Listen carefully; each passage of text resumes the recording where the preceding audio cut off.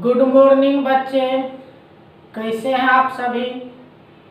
आप लोग पढ़ाई लिखाई शुरू किए कि नहीं। सब लोग अपना अपना पढ़ाई शुरू कर दीजिए, नोट्स बुक भी बनाते चलिए। इस इंतज़ार में नहीं रहिए कि क्लास खुलेगा तो फिर से पढ़ेंगे। क्यों, तो ये कोरोना महामारी जो एक वैश्विक महामारी बन चुका है, इससे जल्द हम लोगों को राहत मिलने वाला नहीं है। इसीलिए बेहतर होगा आप अपनी पढ़ाई को जारी कर दें, पढ़ते चलें। और हम जिस रूप में प्रयास कर रहे हैं, आपको किसी तरह की परेशानी नहीं होगी। केवल ध्यान में रखना है कि जब भी पढ़ें एक क्रम से पढ़ें। क्योंकि आप जानते हैं साइंस ही है क्रमबद्ध ज्ञान, इसीलिए हम बिल्कुल एक क्रम से लिखते जा रहे हैं। पहले आप प्रथम पाठ को पढ़िएगा, फिर दूसरे पाठ को, फिर तीसरे पाठ को, इस तरह से पढ़िएगा। और इस तरह से जब पढ़ते चलेंगे तो किसी को कोई परेशानी नहीं होगी। बस क्रम से पढ़ते चलना है, देखते चलना है। लेकिन पढ़ने के क्रम में किसी को भूलना नहीं है सब्सक्राइब करना। हमारे इस चैनल को निश्चित रूप से आप सब्सक्राइब करेंगे, शेयर करेंगे और कमेंट्स भी करेंगे, लाइक करेंगे। तो अगर परेशानी हो तो कमेंट्स करके हमारे व्हाट्सएप नंबर पे आप भेज सकते हैं, जिसका आंसर आपको तुरंत मिलेगा। इसीलिए परेशान होने की आवश्यकता नहीं है।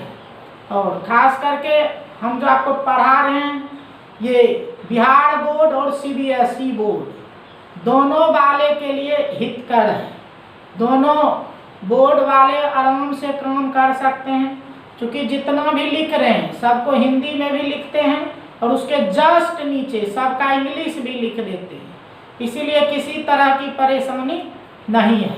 तो सब लोग अपना काम करते चलेंगे। बच्चों, जैसा कि पता है, हम आपका फिजिकल का एक टॉपिक है सरफेस केमिस्ट्री यूनिट 5 में, उसी को हम शुरू किए हैं। और उसमें आपको 4 टॉपिक पढ़ना है। और उस 4 टॉपिक में से पहला टॉपिक सबसे महत्वपूर्ण है बेसिक कंसेप्ट। उसको पढ़ना नहीं भूलेंगे। तो बेसिक कंसेप्ट हम खत्म कर दिए हैं। उसके बाद दूसरा टॉपिक में आए, जो दूसरा टॉपिक आपका है एडजॉर्प्शन, अधिशोषण। उसके बारे में बहुत सारी बात हम आपके लिए कर चुके हैं। अब उसी में आगे बढ़ने जा रहे हैं।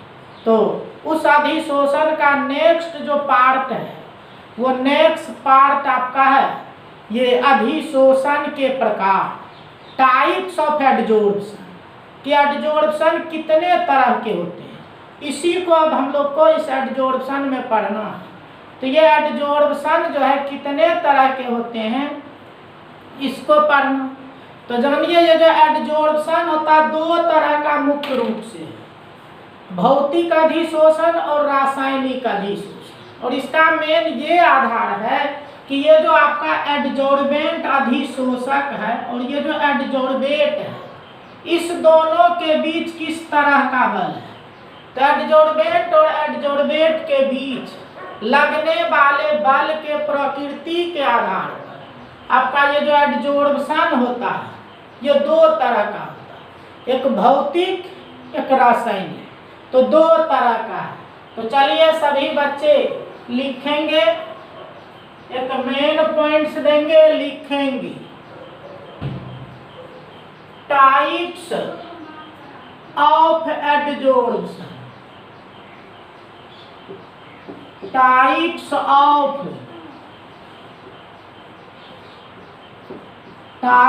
Of adsorption. तो कहते हैं अधिशोषण,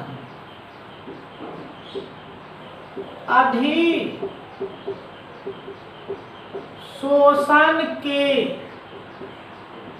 प्रकार। तो अधिशोषण के प्रकार, तो जानिए ये जो अधिशोषण है अभी आपको बताए, ये 2 तरह के होते हैं। तो लिखो सभी बच्चे, लिखिएगा, यह निम्न दो प्रकार के होते हैं।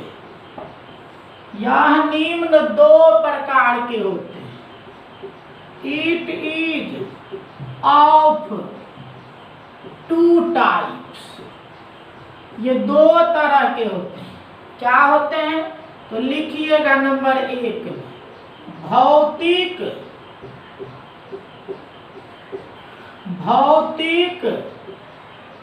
अधिशोषण। भौतिक अधिशोषण कहते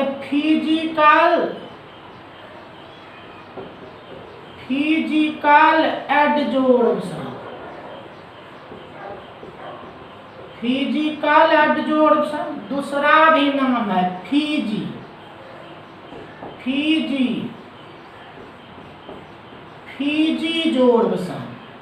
फिजिकल एडजोर्प्शन और फिजिजोर्प्शन। नंबर 2 लिखिए रासायनिक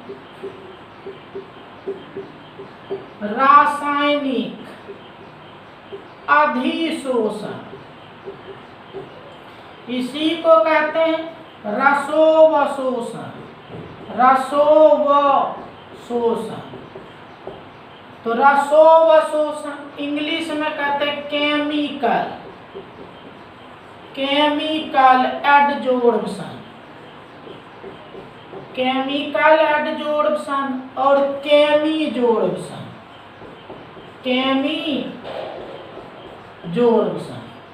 तो इस तरह से देखिए आपका दो तरह के हो गए, भौतिक और रासायनिक। तो इसी दोनों के बारे में हमको मेन इसके टाइप्स में पढ़ना है। तो ये मेन इस दोनों पर हम लोग चर्चा करने जा रहे हैं। तो इस दोनों तो सबसे पहले हम लोग इसको अंतर के रूप में देख लेते, क्योंकि आपसे अंतर भी पूछता है। भौतिक अधिशोषण रासायनिक अधिशोषण में क्या अंतर है? तो ये अंतर की बात करते हैं। एक टेबल बना लेंगे सभी बच्चे। कॉपी को आप इस तरह से दो भाग में बांट दीजिए। इस तरह से दो भाग में बांट दीजिए और इधर लिख दीजिए भौतिक अधिशोषण। भौतिक अधिशोषण फिजिकल एडजोर्प्शन। भौतिक अधिशोषण फिजिकल एडजोर्प्शन। इधर लिखे रासायनिक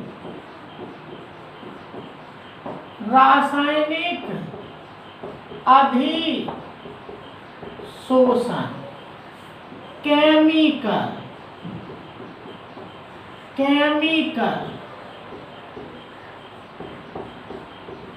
केमिकल एडजोर्प्शन। इस तरह से इसी दोनों में काम हम लोग करें।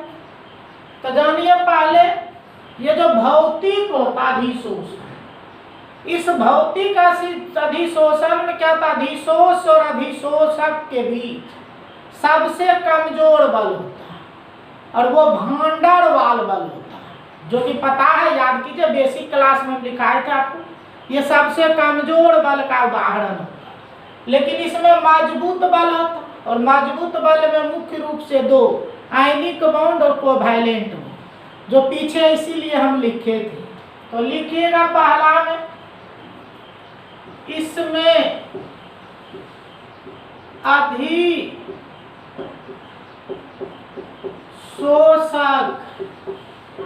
एवं अधिशोष के बीच सबसे कमजोर बल अर्थात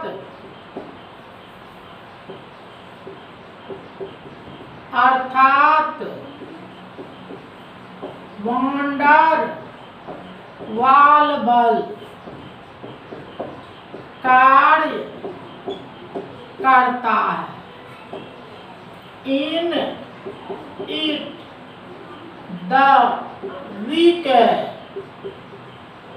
weakest nature of force is operated in between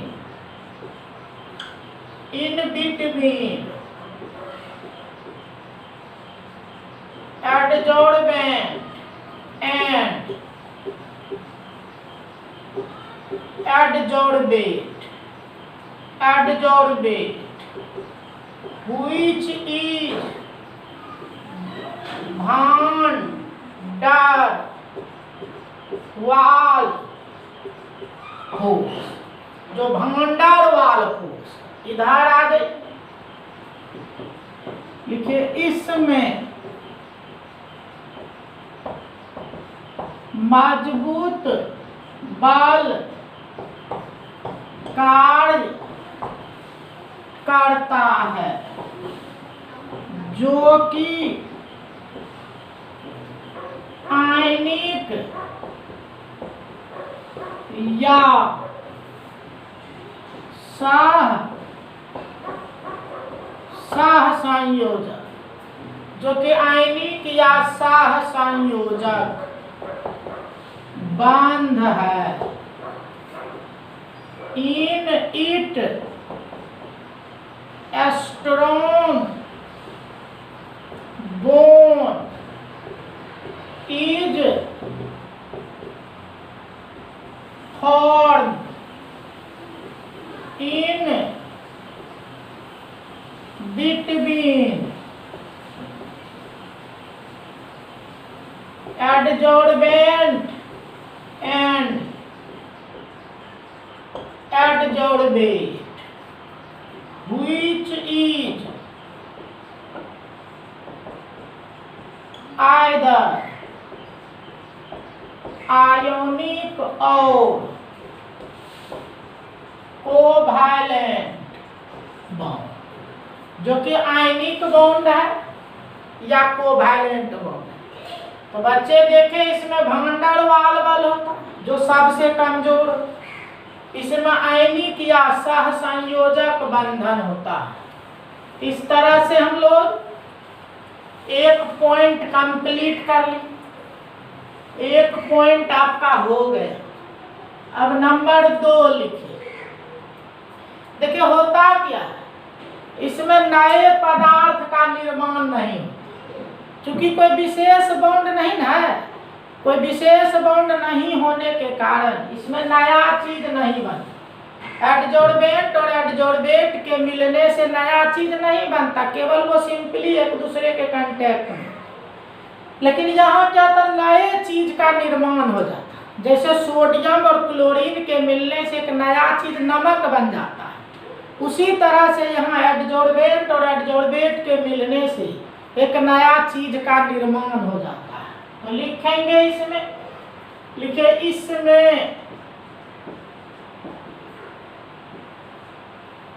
इसमें नया पदार्थ का निर्माण नहीं होता।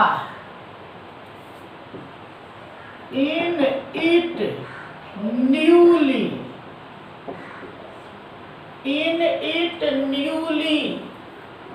substance is not formed, तो नया पदार्थ नहीं है। लेकिन इसमें क्या होता है बता, इसमें नए चीज का निर्माण हो जाता है। जैसे सोडियम और क्लोरीन के मिलने से सोडियम क्लोराइड नमक बन जाता है, उसी तरह से होता है। तो लिखिएगा, इसमें नए पदार्थ का निर्माण हो जाता है। In it new substance is form. तो नया चीज बन जाता है। अब आइए नेक्स्ट नंबर 3 लिखिए। देखिए ये जो भौतिक होता है, क्या देखे, कमजोर बंधन, और कमजोर बंधन होता है कभी भी आप उसको अलग कर सकते हैं और जब चाहे मिल जाता है। और याद करो, जहाँ बार बार हटना मिलना संभव होता है तो उसको हम लोग कहते हैं रिवर्सिबल उत्क्रमणीय। तो ये जो आपके होते उत्क्रमणीय होते हैं, लेकिन चूंकि यहाँ नया चीज बन जाता है इसलिए फिर अलग होके वो आपका कंस्टिट्यूएंट प्राप्त नहीं होता, इसीलिए ये अनुत्क्रमणीय होते हैं। तो लिखो नंबर 3 में, यह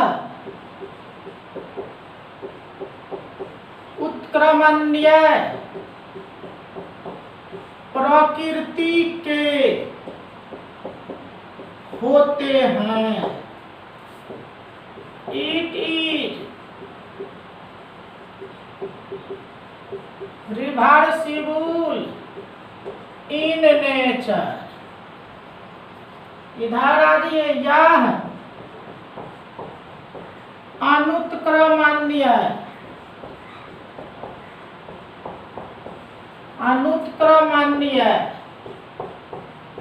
प्रकृति के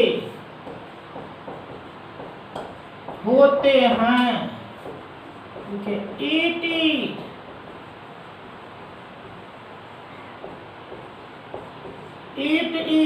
irreversible इन नेचर। क्या irreversible होते हैं? उसके बाद देखिए क्या होता है, तो इसमें मजबूत बॉन्ड, कमजोर बॉन्ड बनता है। और देखिए पीछे हम लोग बेसिक में पढ़े थे, पीछे टर्म में भी पढ़े, अधिशोषण की ऊष्मा। तो जितना 1 मोल जोड़ने पर निकला, क्योंकि इसमें कमजोर बॉन्ड बनता है, बल कमजोर लगता है, इसलिए अधिशोषण की ऊष्मा का मान इसके लिए कम होता है। और इसमें मजबूत बॉन्ड बनता है, इसीलिए अधिशोषण की ऊष्मा का मान इसके लिए अधिक होता है। तो चलिए सभी बच्चे लिखिए, नंबर 4 होगा। 4 नंबर में सभी बच्चे लिखेंगे। तो लिखिए नंबर 4 में, इसके लिए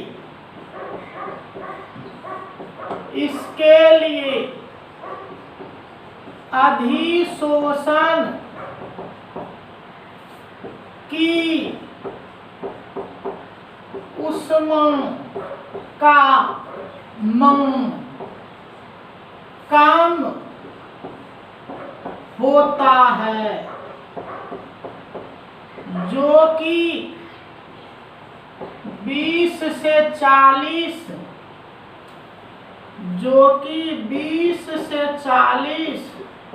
किलो जूल पर मोल होता है। अब इंग्लिश वाले बच्चे लिखिएगा, for it value of heat of adsorption is less and the value is 20 to 40 kilo joule per mole. तो इस तरह से देखिए, अब इधर आ जाए,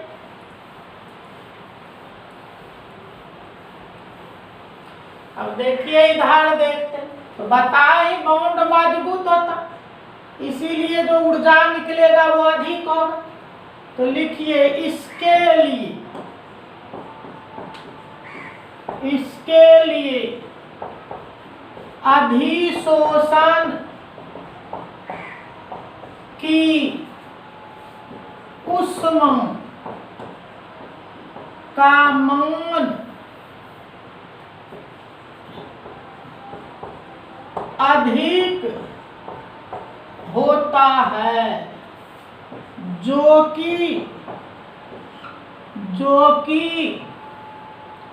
अधिक होता है, जो कि 80 से 240 किलो जूल पर मोल होता है।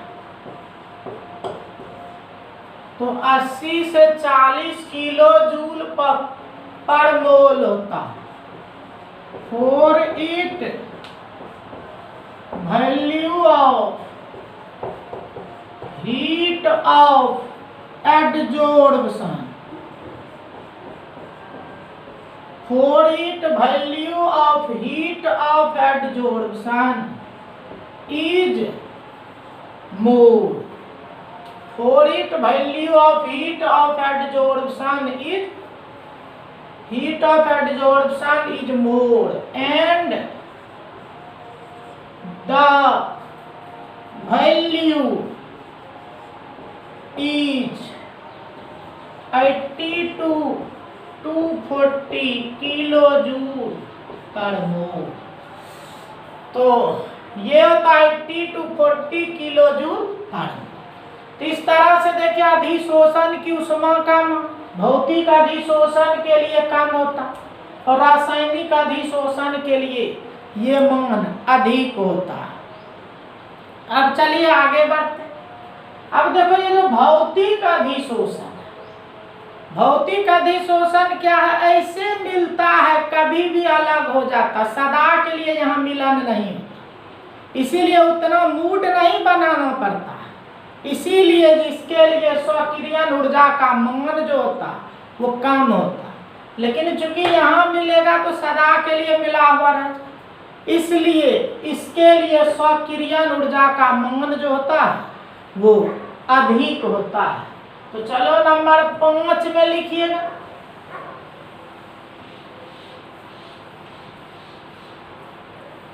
नंबर 5 लिखिएगा। लिखिए इसके लिए स्वक्रियन ऊर्जा का मान कम होता है। इंग्लिश वाले लिखिए for it value of activation, for it value of activation energy, activation energy is less, तो कम होता है। और इधर तो जानते हैं सदा के लिए मिलन होता, इसीलिए एक्टिवेशन एनर्जी जो होगा, स्वक्रियन ऊर्जा, उसका मान जो होगा अधिक होगा। तो इधर भी लिखिए इसके लिए स्वक्रियन ऊर्जा का मान अधिक होता है। इंग्लिश वाले लिखिए for it value of activation energy is more, इसके लिए एक्टिवेशन एनर्जी का जो मान होता है वो एक्टिवेशन एनर्जी का मान अधिक होता है, एक्टिवेशन एनर्जी अधिक होता है। उसके बाद आ जाइए कहते हैं तो इसके लिए एक्टिवेशन एनर्जी अधिक, इसके लिए कम हुआ, इसके लिए अधिक। उसके बाद देखिए हम लोग कहते हैं स्पेसिफिक, विशिष्ट। तो देखिए चूंकि यहाँ सदा के लिए मिलन नहीं होता है, इसीलिए ये अति विशिष्ट नहीं होता, कभी भी हट जाए अलग हो जाए, लेकिन ये जो होते हैं चूंकि सदा के लिए होता है इसीलिए अति विशिष्ट होते हैं। तो चलो 5 नंबर था, नंबर 6 में लिखिए, नंबर 6 लिखिए, लिखिए यह अति विशिष्ट, यह अति विशिष्ट नहीं होते हैं। It is not very specific, it is not very specific. अब इधर आ गई, इधर भी नंबर 6 में लिख लीजिए, लिखिए यह अति विशिष्ट होता है, यह अति विशिष्ट होता है। It is very specific. तो इस तरह से देखिए आपके भौतिक अधिशोषण और रासायनिक अधिशोषण, इस दोनों में आप इतनी बात जानेंगे तो आपसे प्रश्न नहीं छूटेगा। यही सब मेन बात पूछा जाता है, चाहे ऑब्जेक्टिव हो, सब्जेक्टिव हो, 2 नंबर हो, 1 नंबर, सब आप सोल्व कर सकते हैं। तो चलिए सभी बच्चे यहीं पर इस टेबल को बंद कर दीजिए, इस तरह से सभी बच्चे बंद कर दीजिए। ये हम लोग चल रहे थे अधिशोषण के प्रकार, 2 प्रकार के होते, भौतिक अधिशोषण, रासायनिक अधिशोषण, उसी पे चर्चा हमारा चल रहा था। अब देखिए इस पे आधारित 2 क्वेश्चन आपसे मेन पूछता है। क्या पूछता, हम क्वेश्चन लिख देते हैं। तो एक क्वेश्चन तो देखिए आपसे पूछता है इस दोनों में अंतर लिखें। तो इस तरह से रहेगा भौतिक अधिशोषण, अधिशोषण एवं रासायनिक अधिशोषण में अंतर लिखें। एक तो इस तरह से पूछता, इंग्लिश में भी कह सकते हैं right the difference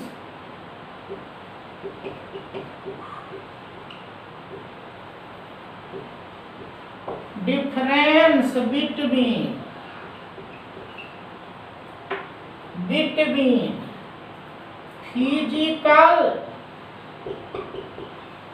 एडजोर्प्शन, physical adsorption and chemical adsorption, इस तरह से पूछता। तो इस तरह से देखिए इसमें तो आपको किसी तरह की परेशानी नहीं है। अगर ऐसा प्रश्न आता है तो देखिए टेबल बना के इस अंतर के रूप में ही हम लिखे थे, तो आंसर तो आपको हम दे चुके हैं, इसीलिए डू लिख लीजिए।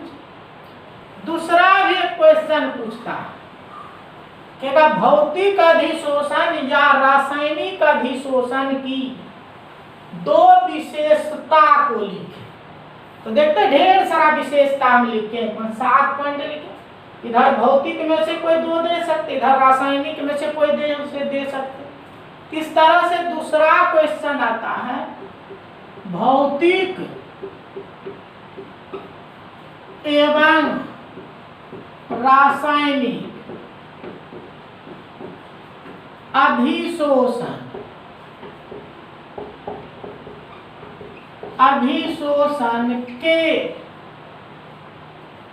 अधिशोषण के किसी 2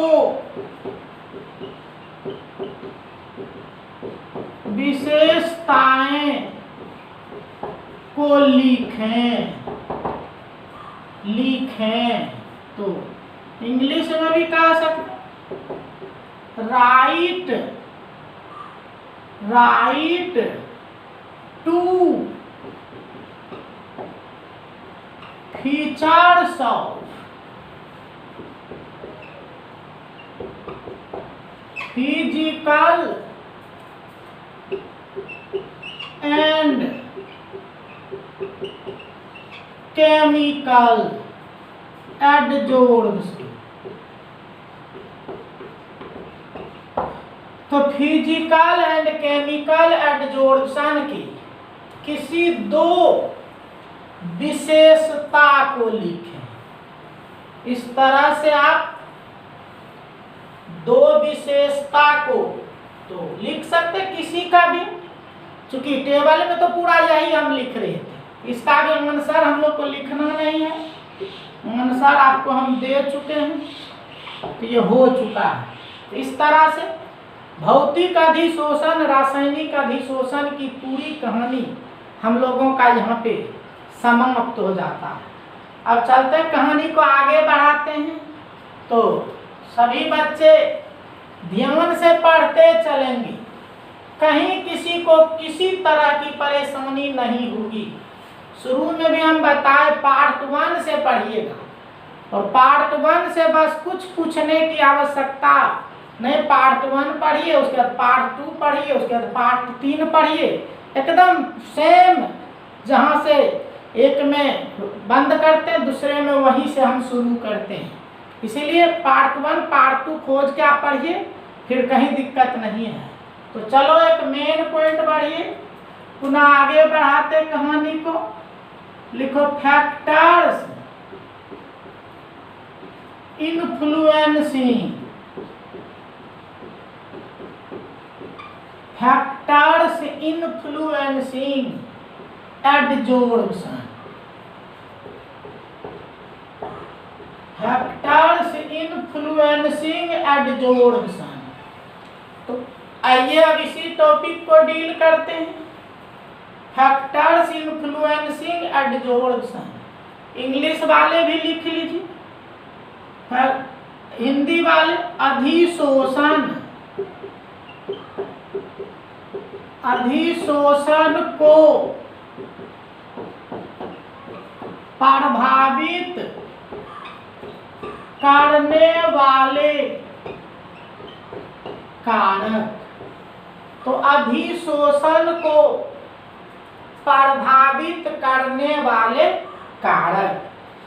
तो आइए कौन कौन से कारक हैं जो अधिशोषण को प्रभावित करता है, उसके बारे में हम लोग सीखते हैं।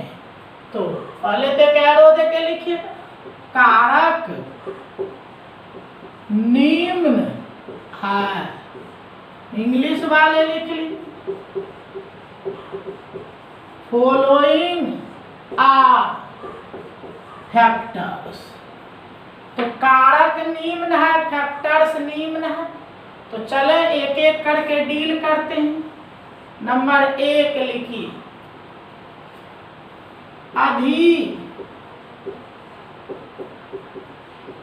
अधिशोषक एवं अधिशोष की प्रकृति। तो इंग्लिश में भी लिखिएगा nature of adsorbent and adsorbate. तो nature of adsorbent and adsorbate. तो लिखिएगा अधिशोषण, शोषण की क्रिया इस दोनों के प्रकृति पर निर्भर करता है। अधिशोषण की क्रिया इस दोनों के प्रकृति पर निर्भर करता है। Adsorption adsorption depends on the nature of adsorbent and adsorbate। इस दोनों के प्रकृति पर निर्भर करता है अधिशोषण की क्रिया। ये प्रकृति होगी। अब आइए आगे बढ़ते हैं, तो ध्यान से पढ़ते चलेंगे सभी बच्चे, और हमारे चैनल को सब्सक्राइब निश्चित रूप से करेंगे और प्रयास करेंगे शेयर भी करें, लाइक भी करें, ताकि आपको आगे होने वाले वीडियो के बारे में जानकारी तुरंत मिल जाए और आप अपनी पढ़ाई को आगे बढ़ाते रहें। तो चले, ये एक पॉइंट हम लोग डील किए। अब नंबर 2 लिखिएगा।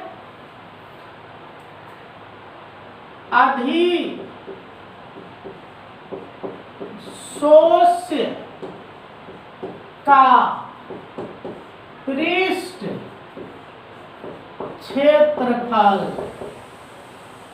अधिशोष्य का पृष्ठ क्षेत्रफल कहते सरफेस एरिया ऑफ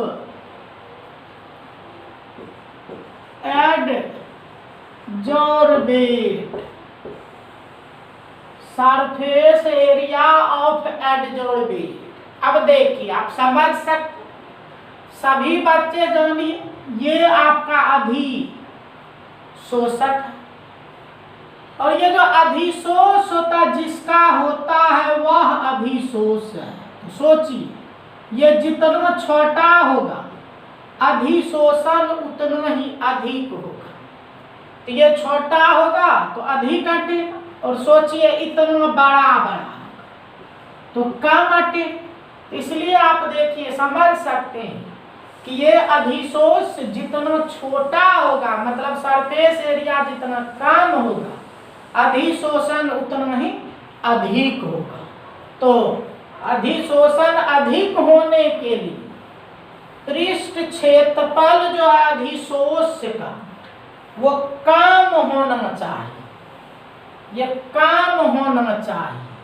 तो लिखिएगा, एक एरो देखें, लिखेंगे सभी बच्चे, लिखिए जब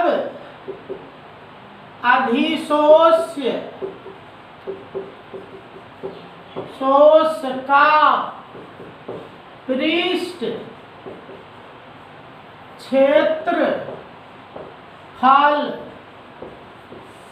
कम होगा तो अधिशोषण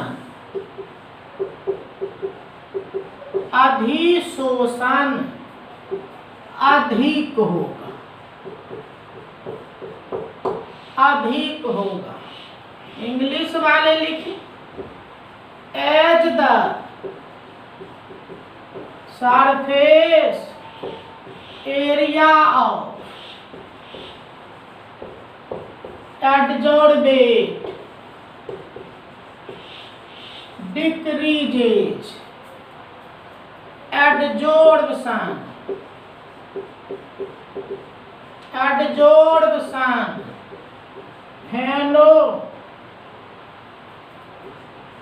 phenomenon increases। तो इस तरह से इसका सरफेस एरिया जितना कम हो अधिशोषण उतना ही अधिक होगा। तो नंबर 2 हो गया। अब 3 लिख लीजिए, अधिशोषक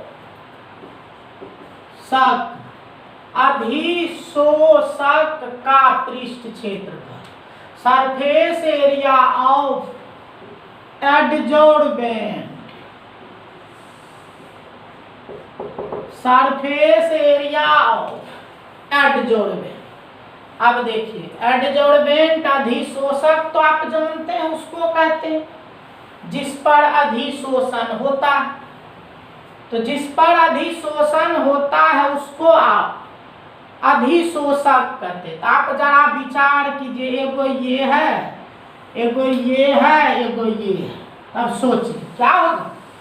इस पे तो कम अटेगा ना, इससे देखिए इस पे अधिक अटेगा, इस पे देखिए और अधिक अटेगा, तब तो आप कह सकते हैं। देखिए इससे इसका पृष्ठ क्षेत्रफल अधिक है, इसका पृष्ठ क्षेत्रफल और अधिक है। तो जैसे जैसे अधिशोषक का पृष्ठ क्षेत्रफल बढ़ेगा उसमें एडजॉर्प्शन अधिक होगा। तो as the surface area of adsorbent increases, adsorption also increases. Adsorption जो है वो बढ़ते जाएगा। यही कारण एक क्वेश्चन भी पूछता है, एक ठोस का टुकड़ा उसको पीस के पाउडर जब बना देंगे तो आप जानते होंगे तोड़ते जाते हैं तो पृष्ठ क्षेत्रफल बढ़ते जाता है। तो टुकड़े की तुलना में पाउडर का सरफेस एरिया अधिक होगा, इसीलिए पाउडर में अधिशोषण की क्रिया अधिक होती है।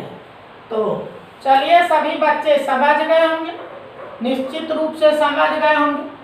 तो चलिए लिखिए अधिशोषक का पृष्ठ क्षेत्रफल।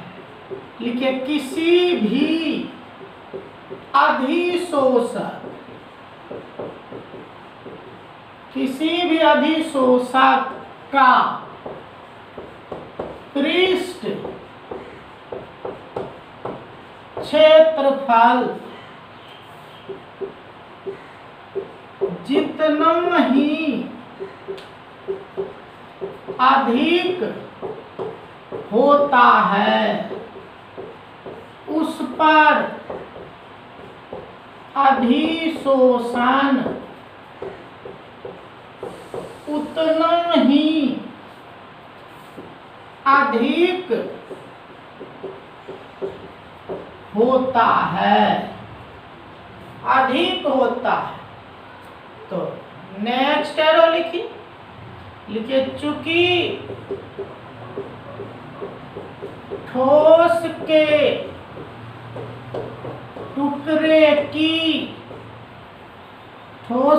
टुकड़े की तुलना में उसके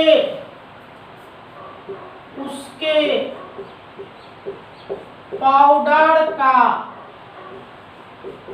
पृष्ठ क्षेत्रफल अधिक होता है, यही कारण है कि टुकड़े की तुलना में पाउडर में अधिशोषण अधिक होता है,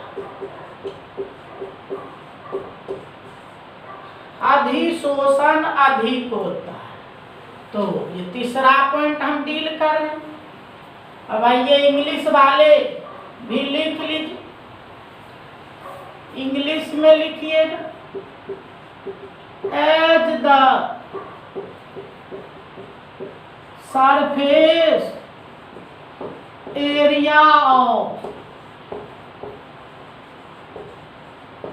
एडजॉर्बेंट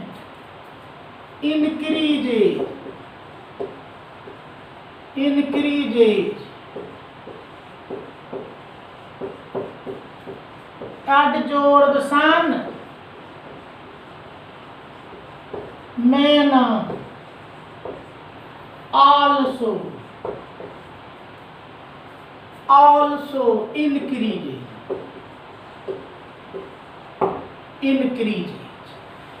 तो इस तरह से इंग्लिश में भी लिखे हैं। तो नेक्स्ट है since surface area of powder of piece of solid is more in comparison to the piece of solid. Okay, due to this reason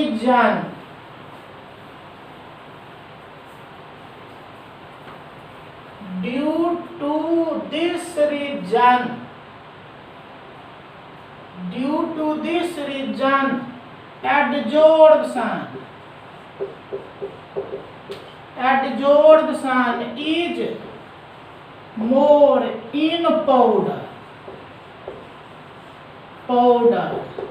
in comparison to the piece of solid। तो इस तरह से देखिए हम English में भी लिख दिए, तो इंग्लिश में भी आपका होगी। और प्रश्न आपसे पूछा जाता है कि जब किसी भी क्रिस्टल को या ठोस को पाउडर बना देते हैं तो उसमें अधिशोषण कम होगा कि अधिक होगा, और क्यों? तो आंसर हम लिख दिए हैं। देखिए ठोस को जैसे पाउडर बनाइएगा तो पृष्ठ क्षेत्रफल सरफेस एरिया बढ़ जाएगा, और सरफेस एरिया बढ़ जाएगा इस कारण से उसमें अधिशोषण की क्रिया जो है वो अधिक होगी। ये तीसरा हम लोग देख ली, पृष्ठ क्षेत्रफल अधिशोष और अधिशोषक का पृष्ठ क्षेत्र। अब आइए आगे बढ़ाते, नंबर 4 लिखिए प्रेशर। प्रेशर हिंदी तो आप जानते होंगे, दाब। तो देखिए ये जो दाब है जिसको आप प्रेशर कहते हैं, इसका प्रभाव तभी पड़ता है जब अधिशोषक कोई ठोस होता और अधिशोष जो होता गैस होता। आप तो जानते हैं गैस को आप दाब सकते हैं, तो अधिशोषक ठोस है, अधिशोष गैस है, दाबिएगा तो गैस उस पर बैठ जाता, इसलिए अधिशोषण अधिक होता। तो प्रेशर दाब, तो लिखिएगा इसका प्रभाव तभी पड़ता है जब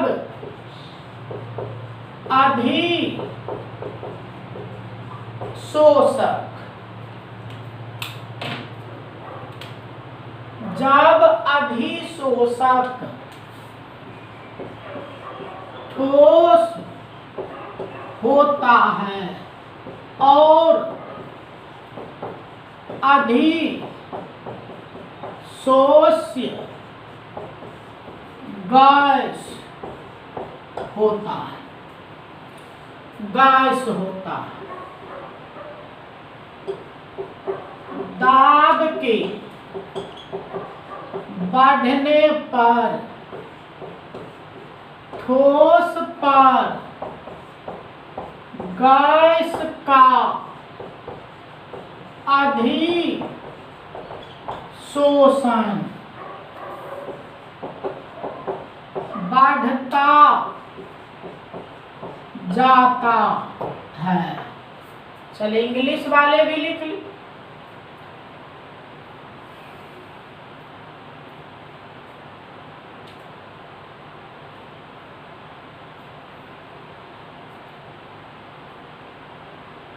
Effect of pressure is only possible if if adsorbent is any solid and adsorbate is any gas as pressure increases adsorption of gas on solid increase। इस तरह से देखिए, प्रेशर का प्रभाव तभी पड़ेगा जब अधिशोषक ठोस होगा, अधिशोष गैस हो, और दबाइएगा तो वास्तव में अधिशोषण की क्रिया बढ़ेगी। तब आइए कहते हैं नंबर 5 लिखिए।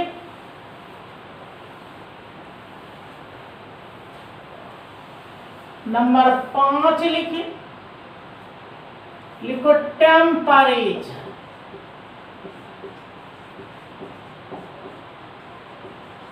टेम्परेचर सभी बच्चे जानते हैं, इसको हिंदी में ताप कहते हैं। अब ताप का प्रभाव, तो देखिए ताप के प्रभाव को देखते हैं। आप याद करो, हम बता रहे थे यह अधिशोषण पीछे बताए थे हमेशा उष्माक्षेपी होता है। जब अधिशोषक से अधिशोष मिलता है, ऊर्जा निकलता है, इसीलिए ये उष्माक्षेपी होते हैं। तो अधिशोषण जो है ये उष्माक्षेपी हो। और याद करो ले सातेलिए के सिद्धांत को, उसमें हम की पॉइंट में भी लिख दिए थे और सभी बच्चे को बोले थे, इसको याद रखिएगा। जब भी उष्माक्षेपी होता है वो कम ताप आवश्यक होता है। तो वास्तव में अधिशोषण जो होता है उष्माक्षेपी होता है, इसीलिए यह कम ताप पर अधिक होता है। क्वेश्चन भी आपसे पूछा गया है, भौतिक अधिशोषण कम ताप पर अधिक होता है क्यों? तो अनुसार यही हम लिख रहे हैं, तो लिखिएगा भौतिक अधिशोषण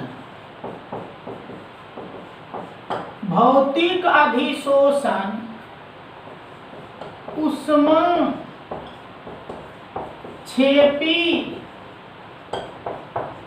प्रकृति के होते हैं, अतः यह कम ताप पर अधिक होता है, क्योंकि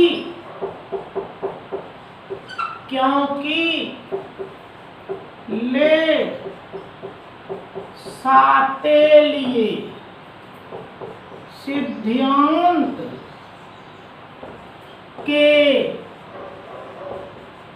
अनुसार, क्योंकि ले सातेलिए सिद्धांत के अनुसार उष्माक्षेपी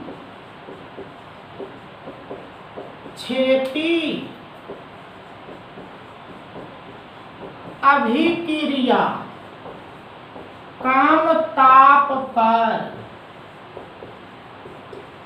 अधिक होता है। तो ये देखिए भौतिक अधिशोषण के बारे में। चलिए बच्चे इंग्लिश में भी लिख लीजिए। तो physical एडजोर्प्शन,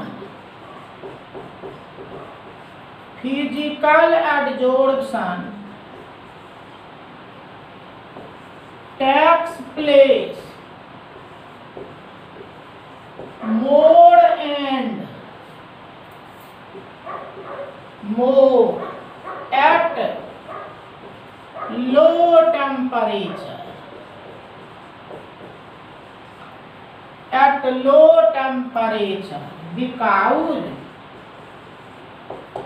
it is exothermic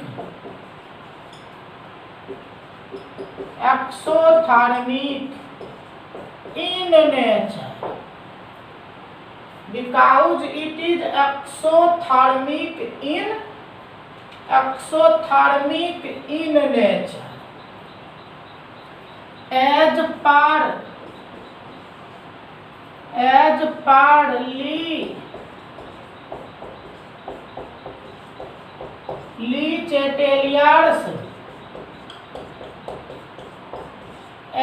per Le Chatelier's principle. Le Chatelier's principle, exothermic process is maximum at low temperature. तो कम ताप पर ये अधिक हो। लेकिन अगर केमिकल एडजोर्प्शन की बात करें तो केमिकल एडजोर्प्शन आपके अधिक ताप पर अधिक होता है, जिसका मेन कारण आपको बताए थे। केमिकल एडजोर्प्शन का सक्रियण ऊर्जा एक्टिवेशन एनर्जी अधिक होता है, और अगर कम ताप कीजिएगा तो एक्टिवेशन एनर्जी कम हो जाएगा, जिसलिए वो कम हो जाता है। तो इसलिए इसके लिए अधिक ताप चाहिए। तो नेक्स्ट लिखें, रासायनिक अधिशोषण। रासायनिक अधिशोषण अधिक ताप पर अधिक होता है, क्योंकि इसके लिए अधिक ताप पर अधिक होता है, क्योंकि इसके लिए सक्रियण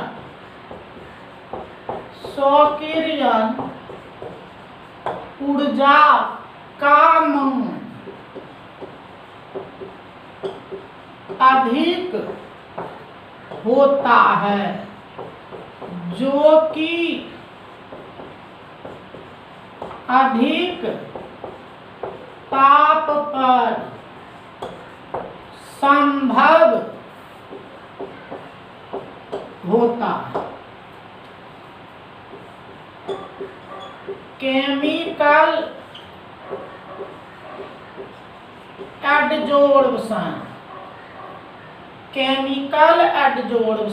is more at more temperature. Chemical adsorption is more at more temperature because chemical adsorption is more at more temperature because for chemical adsorption needed value of activation energy is more। तो इस तरह से देखिए, factor की बात हम लोग कर रहे हैं कि कौन कौन फैक्टर प्रभावित करता है अधिशोषण की क्रिया को। तो सभी बच्चे लिखेंगे, लिखते चलेंगे।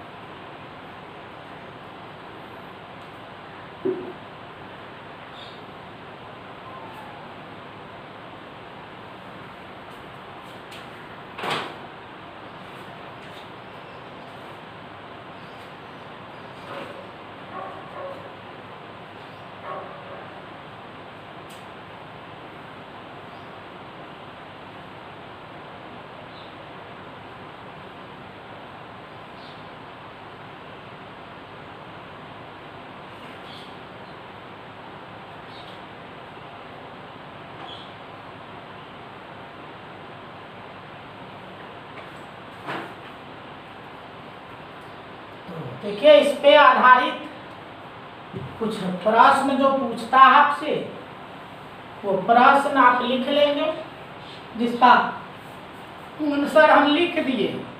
तो देखिए एक क्वेश्चन आता है, भौतिक अधिशोषण। भौतिक अधिशोषण कम ताप पर अधिक होता है, क्यों? तो इंग्लिश वाले भी लिखे, physical adsorption is more at low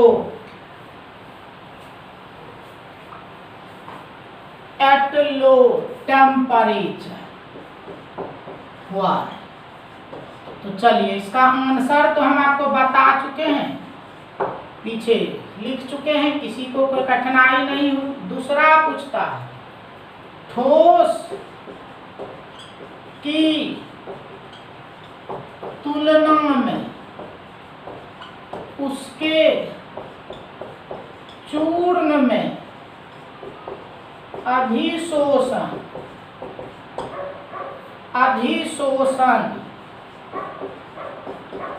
अधिक होता है, क्यों? तो इस तरह से देखिए इंग्लिश में ये चीज कह सकते हैं, इसी को लिख सकते हैं इंग्लिश में, एडजॉर्प्शन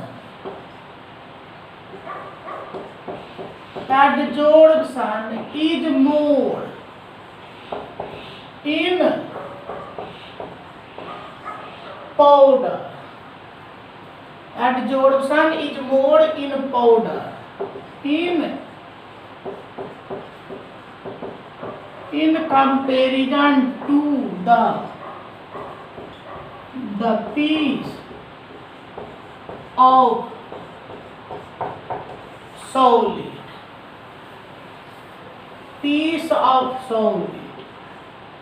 हुआ। तो देखिए इसका भी आंसर हम खूब बढ़िया से आपको ऊपर में लिखा दिए। आंसर में किसी को किसी तरह की परेशानी नहीं होगी, इसलिए आंसर में आप लिख दीजिए डू। तो इस तरह से आपके फैक्टर्स हो गया कि कौन कौन कारक प्रभावित करता है, उसको हम लोग देख लिए। नेक्स्ट दिन जो हम लोग बढ़ेंगे, आप हेडिंग देके छोड़ दीजिए applications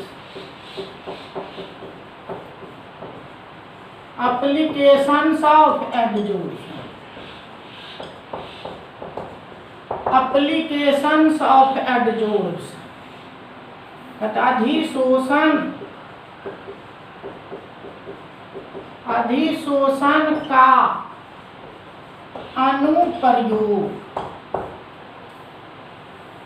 अधिशोषण का अनुप्रयोग, एप्लीकेशंस ऑफ एडजॉर्प्शन।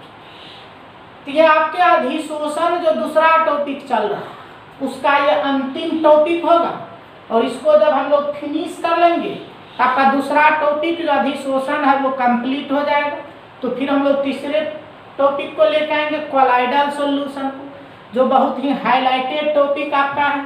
उसी कोलाइडल सॉल्यूशन से हम लोग बढ़ेंगे।